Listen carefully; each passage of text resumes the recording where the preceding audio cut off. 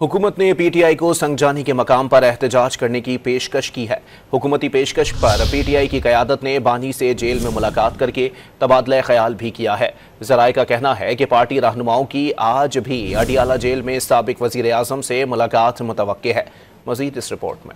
एहतजाज के साथ पीटीआई और हुकूमत के दरमियान आला सतह के राब्ते शुरू हो गए। ज़राए के मुताबिक पीटीआई और हुकूमत के दरमियान मुज़ाकरात का एक दौर मिनिस्टर इंक्लेव में हुआ। पीटीआई की जानिब से चेयरमैन बैरिस्टर गौहर, शिबली फराज, असद कैसर शरीक हुए। हुकूमती टीम में मोहसिन नकवी, अयाज सादिक, राना सनाउल्लाह और अमीर मुकाम ने बातचीत में हिस्सा लिया। मुज़ाकरात में मुमकिन तौर पर पेशावर मोड़ को धरना पॉइंट करार देने की तजवीज़ पर गौर किया गया। वफाकी वज़ीर दाखिला मोहसिन नकवी के मुताबिक पीटीआई को संगजानी के मुकाम पर एहतजाज करने की पेशकश की गई। हमने उनको संजानी में कहा था कि आप वहाँ चले जाएं। इस सिलसिले में उन्होंने 2 दफ़ा जाके जेल में मुलाकातें भी की।